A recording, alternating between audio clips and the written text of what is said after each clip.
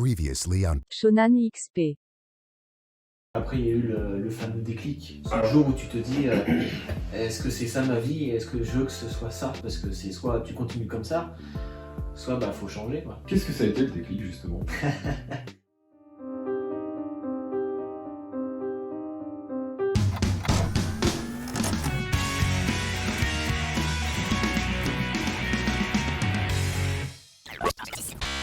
Qu'est-ce que c'est le déclic en fait? Que quand on a, voilà, ça fait 4-5 mois qu'on boit, qu'on fume, qu'on joue aux jeux vidéo comme ça, qu'on n'a pas d'horaire, c'est quoi le déclic? Moi, le déclic, je m'en souviens. Par contre, ça, je m'en souviens. Ça a été ultra lucide.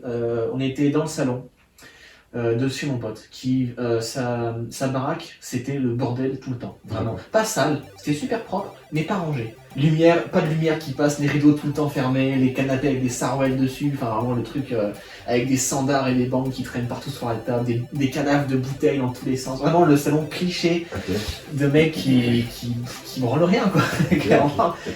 Et j'avais fumé juste avant, et en fait en pleine ce qu'on appelle la redescente, quand le cannabis ne fait plus effet. D'accord. Ce moment où tu deviens lucide, mais ultra lucide, tu vois, vraiment, t'as un court instant, je sais pas comment expliquer, où t'as compris la vie. Et là, j'ouvre les yeux, et je regarde autour de moi, il y avait au moins 3 canapés comme ça qui faisaient un U, et je vois tout autour de moi que des gens arrachés, comme ça, avachis sur le canapé, en mode défoncé. Et là, je les regarde les uns après l'autre, et je me dis, merde, mais je suis en train de devenir comme eux en fait, je file pareil. Et c'est là que je me suis dit, est-ce que je veux vraiment faire ça comme tous les jours? Et ça a été ça le déclic, c'était de voir autour de moi cet environnement, tu vois. Le salon dégueulasse, il fait à peine jour, les gens éclatés autour de moi. Et ouais, je sais pas, il y a eu un moment et je me suis dit, non, je veux pas être comme eux en fait, je veux pas. Et après, très rapidement, bah, je fais un espèce de travail sur moi, tu vois, ce qui est très difficile à faire. Et là, je me demandais, bon bah ok, je sais que je veux pas faire ça, mais qu'est-ce que je veux faire?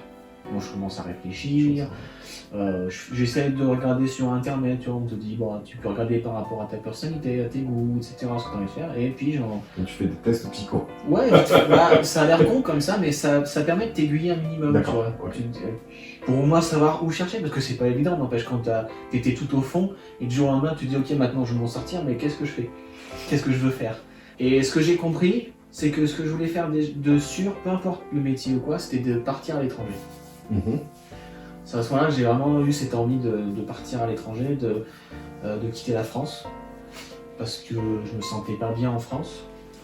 J'ai pas encore de pays en tête, mais comme beaucoup de gens de ma génération, je suis attiré par les États-Unis. La Californie, le soleil, le surf, les filles en bikini, enfin c'était vraiment le kiff total. Et toujours aujourd'hui, hein, franchement, dès que je partirai voyager aux États-Unis, c'est mon premier objectif de voyage, c'est Los Angeles.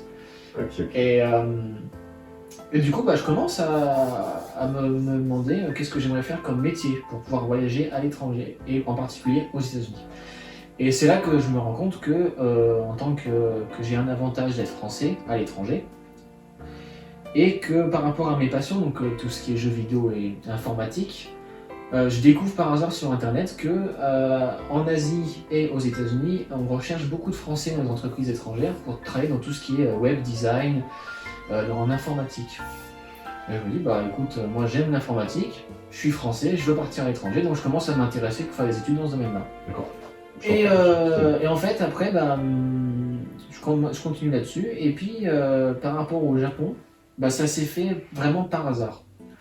Un jour, j'ai découvert une musique sur YouTube d'une chanteuse qui est virtuelle, que certains connaissent peut-être, qui s'appelle Hatsune Miku, qui est une des premières Vocaloid. C'est un logiciel au Japon. Elle a les cheveux bleus avec de grandes couettes. Ah, je vois ce que c'est. Ouais. T'as même une espèce de réveil matin qui existe oui, en hologramme, je sais pas quoi, c'est ça? Ouais, c'est vrai. D'accord, ok. Donc t'aimais bien ça? Ok. Ouais. Ok. Et je suis tombé dessus vraiment par hasard sur YouTube, sur cette chanteuse, et j'ai beaucoup aimé sa voix. La musique en elle-même n'était pas terrible parce que c'était une musique pour une publicité pour un jus végétal au Japon. Okay. Donc je te laisse imaginer le niveau.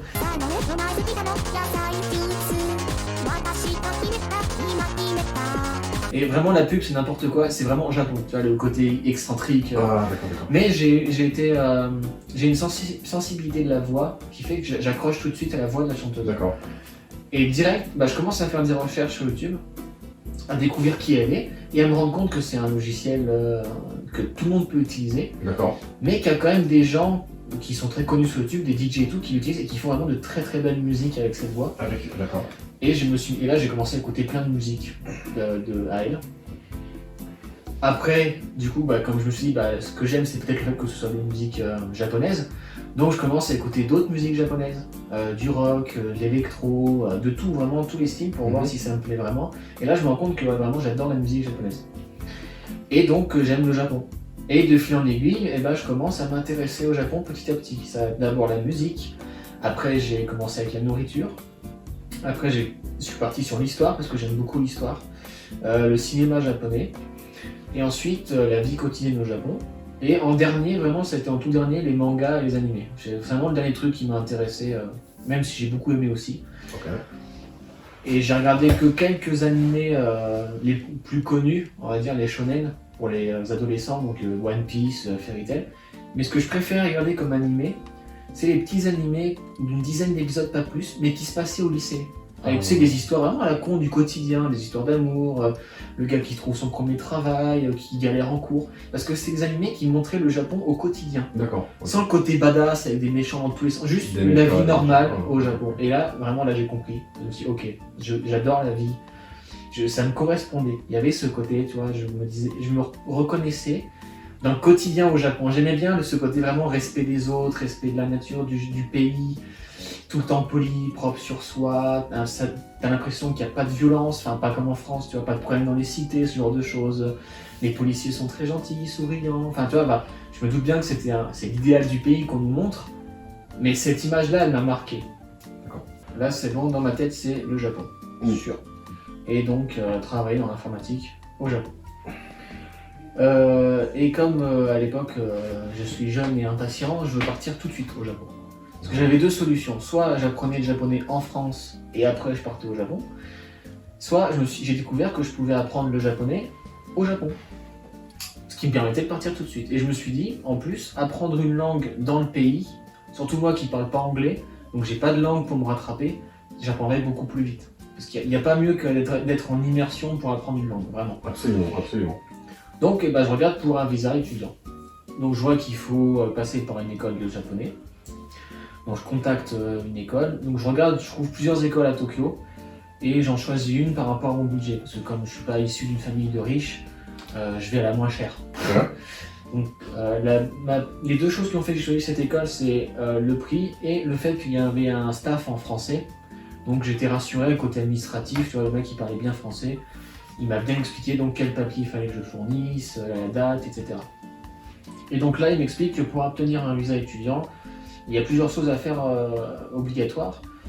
Il faut avoir sur son compte en banque 20 000 euros. Enfin, c'était 2 millions de yens. Après, en euros, ça change selon le cours de la. Mais moi, à l'époque, c'était 20 000 euros. D'accord. 20 000 euros, c'est pas à payer d'un coup. C'est un budget. Ils estiment que pour tenir 2 ans au Japon, il faut 20 000 euros. Et deuxième chose, avoir 12 ans d'études validées. Donc 12 ans d'études, ça correspond à cours préparatoire jusqu'au baccalauréat. D'accord. Ça fait 12 ans pile. Donc dossier très chiant à faire. Vraiment, si je dois donner un conseil aux gens qui veulent faire un visa étudiant au Japon, c'est que c'est pas comme les visas touristes ou work holiday. C'est pas juste on se pointe à l'ambassade, on fait un papier vite fait et puis ils nous disent le jour même si c'est bon. Non, les visas étudiants déjà il faut attendre 3 mois d'attente avant d'avoir la réponse. Et il faut faire un dossier qui est assez long, il demande plein de questions, c'est en japonais. D'accord. Traduit mais uniquement en anglais. D'accord. Et il faut bien faire attention à vraiment pas se planter parce qu'ils sont très très très relous, l'administration japonaise là-dessus. Et surtout comme il y a un délai d'attente, ça serait dommage de se planter et qu'ils te disent 3 mois après, en fait il fallait remplir ça comme ça, du coup c'est pas bon, faut recommencer. Alors les écoles de langue, à la différence de l'université, c'est que tu as 4 rentrées par an. D'accord. Tous les 3 mois. D'accord. À partir d'avril, c'est la rentrée, la meilleure rentrée. Et après, c'est tous les 3 mois, tu as une rentrée. Donc il faut y bien prévoir à l'avance et pas attendre le dernier moment avant de faire ses papiers. Il faut vraiment tout faire dès que tu peux le faire, tu le fais. Ok, bon ça c'est bon à savoir, pour ceux qui veulent venir en visa étudiant. Parce que c'est long, mais bon. Et à envoyer en main propre, c'est-à-dire que c'est pas par mail, c'est vraiment un courrier qu'il faut envoyer. Donc ton état d'esprit est comment là? Tous les voyants sont ouverts? Tous les voyants sont ouverts. Bah oui, parce que là j'ai l'argent, Mon dossier est rempli. Et je l'ai envoyé. Donc en fait, j'ai plus qu'à attendre la réponse de l'école qui elle me dise que. Parce que c'est l'école qui ensuite transfère le dossier au service de l'immigration japonaise. D'accord. Et donc c'est l'école qui doit m'envoyer un mail le 11 novembre. Moi je me souviens, c'était le 11 novembre. Pour me dire si mon visa a été accepté ou pas. Et du coup, une fois que j'ai la réponse, déjà un grand moment d'euphorie, forcément. J'ai fait, pour ceux qui auront la référence, comme Alexandre Astier dans Kaamelott, en gueulant. Je pense qu'on m'a entendu dans tout l'immeuble crier que j'étais vraiment très content. Et ensuite, un moment un peu étrange, ça retombe, et là je prends conscience du chemin parcouru. Et je me sens fier, tu vois. J'ai une espèce de petite fierté quand même. Je dis, Comment ça se passe? après, je dois attendre la rentrée, qui est au mois d'avril, donc de novembre à avril, mi-novembre jusqu'à début avril. 5 mois, 4-5 mois. Ouais, c'est ça. Donc du coup, comme je sais déjà à cette époque-là, je sais que le Japon est un pays où on travaille beaucoup plus et beaucoup plus longtemps qu'en France. Ce qui me fait pas peur à l'époque. Hein. Moi, je suis pas du genre à me dire oui, 35 heures c'est déjà trop. Non. Donc je sais qu'une fois que je serai au Japon, j'aurai plus autant de temps libre que j'en ai actuellement. Donc, vraiment, il y aura les cours d'un côté, il faudra sûrement que je trouve un petit travail à côté pour payer le loyer, etc. Donc je me dis, allez, il me reste 4-5 mois en France, j'en profite. Là, j'avais le droit au chômage en plus. Donc je me suis fait encore un peu d'argent, je me suis dit, j'ai profité de mes amis, de ma famille. Et ouais, pendant 4 mois, ça a été vraiment, je me suis coulé douce. Cool. Fait des sorties, j'ai beaucoup joué aux jeux vidéo aussi. J'ai beaucoup mangé aussi parce que je savais qu'il y a plein de trucs que je pourrais pas manger au Japon. Donc je suis un grand fan de raclette. Je crois que j'ai jamais autant mangé de raclette de ma vie que pendant ces 4 mois. Tu es prêt? Après, Tu prends ton avion? Je prends l'avion. Première fois de ma vie que je prends l'avion. T'as le droit à un visa de combien là? 1 an, 2 ans? 1 an et 3 mois. 1 an et 3 mois. Renouvelable, 1 an de plus. D'accord. Et ton objectif c'était de faire combien? 1 an, 2 ans? Les 2 ans d'école. Donc 1 an et 3 mois, tu fais comment? T'es obligé de le renouveler? Oui, tu le renouvelles. Mais ça se fait sur place. C'est juste à l'école qui te dit 2 ou 3 mois avant. Bougez-vous. Tu vas au centre de l'immigration. C'est juste sur rendez-vous. Voilà. C'est pas une galère en fait, c'est une formalité. C'est vraiment une formalité. C'est juste long à faire parce qu'il y a du monde. À l'issue de tes 2 ans, t'as fait comment? T'es retourné au Japon, en France? Oui, à l'issue de 2 ans, moi je suis retourné en France. T'es obligé de retourner en France? Non, t'es pas du tout obligé. T'aurais pu trouver un boulot ou comme d'autres ont enseigné directement d'ailleurs. Moi, c'est que je voulais aller à l'université au Japon. D'accord. Sauf que l'université au Japon, c'est comme aux États-Unis, c'est hyper cher l'année. D'accord. Et j'avais clairement pas les moyens de pouvoir rentrer à la fac dès l'année d'après. Donc ce que j'ai fait, c'est que je suis rentré en France. D'accord. J'ai un peu réfléchi et j'ai vu que je voulais faire le Working Holiday. Donc je suis revenu avec un Working Holiday avec l'objectif de pendant 1 an travailler au Japon. Alors normalement un Working Holiday c'est pas fait pour travailler, il y a vraiment le côté vacances et tout ça.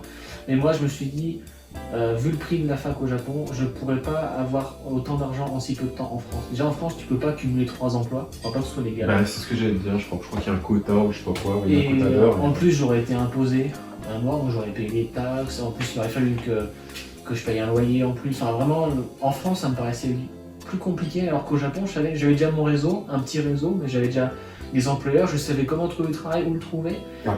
Et je savais qu'ici je pouvais enchaîner les heures vraiment pendant des temps, il y a des jours où je dormais pas, tu vois. Et du coup aujourd'hui, ce qui fait que maintenant je suis enfin à l'université au Japon. Super. Et là je suis parti pour 4 ans normalement, pour faire une licence. Et après avec une licence, Donc on va essayer de... C'est une aparté, mais on va essayer de suivre Gaël aussi, parce que il vient de démarrer. T'as démarré quand il y a un mois, c'était la rentrée d'avril. Rentrée d'avril, avec un nouveau statut, c'est-à-dire qu'il a l'équivalent d'un N2 en japonais, ça veut dire quoi? C'est le niveau intermédiaire? Comment tu... Non, c'est niveau... N2, c'est que...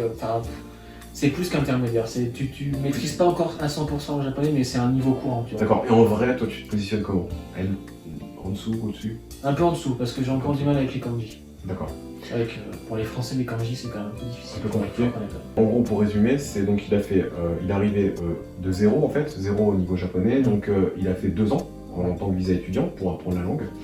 Ensuite, tu as fait un working holiday d'1 an.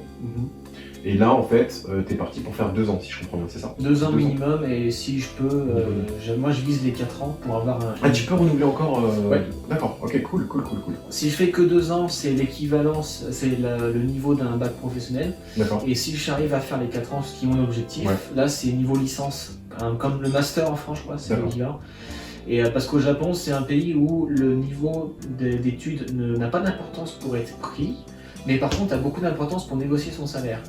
Et plus ton CV est rempli, et plus tu peux négocier des gros salaires, vraiment. Et là, avec le niveau de licence que je veux atteindre et la branche que j'ai choisie, si je joue bien mes cartes, je sors de l'école avec une promesse d'embauche en débutant à entre 500 et 600 000 yens par mois, ce qui fait entre 4 000 et 5 000 euros en étant débutant.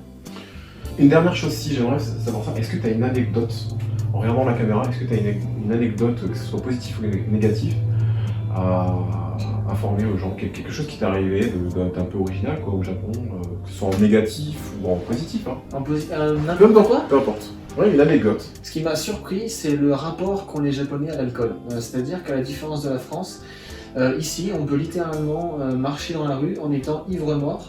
Personne ne te dira rien. Est-ce que tu as un conseil à donner à des gens qui auraient envie de venir au Japon et qui se poseraient des questions, des conseils? Ouais, un conseil très important, c'est de ne pas idéaliser le Japon. Vraiment. J'ai croisé trop de gens qui ne voient que les bons côtés du Japon à travers les mangas, les animés. Et non, si c'est juste pour des vacances, il n'y a pas de souci. Franchement, ok, là vous allez bien kiffer le Japon, je pense.